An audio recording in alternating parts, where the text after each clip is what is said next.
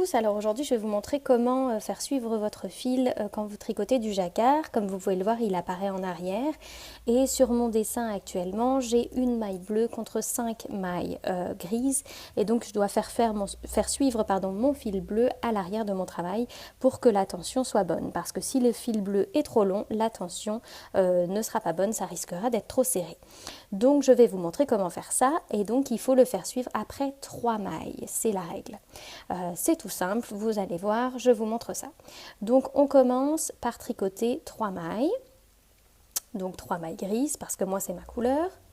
Donc j'en tricote 1, 2, 3.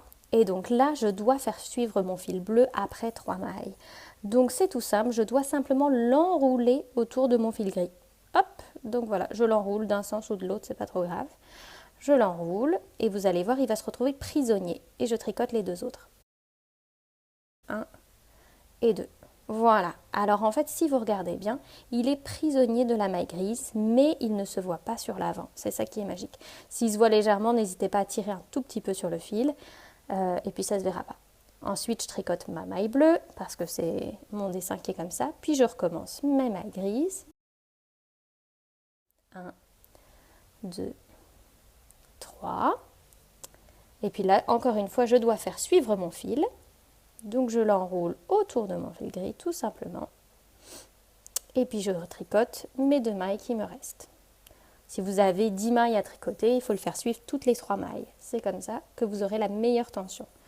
Puis encore une fois, il est prisonnier de la maille, mais il n'apparaît pas sur le devant. Là, je prends mon fil bleu et je le tricote parce que je dois faire une maille bleue. Voilà. Et puis je recommence 5 mailles grises, donc 1, 2, 3. Je fais suivre mon fil en l'enroulant autour du fil gris et je tricote les 2 qui restent. Voilà. Et puis je reprends mon bleu. Hop, je reprends le bleu et puis je tricote la maille bleue. Et comme vous voyez, ça n'apparaît pas, la tension semble bonne, les fils ne sont pas trop serrés, c'est bien extensible, ça apparaît derrière. Et voilà, je vous montre comme ça apparaît derrière et donc le fil bleu est prisonnier de certaines mailles. C'est ce qui permet de faire suivre le fil.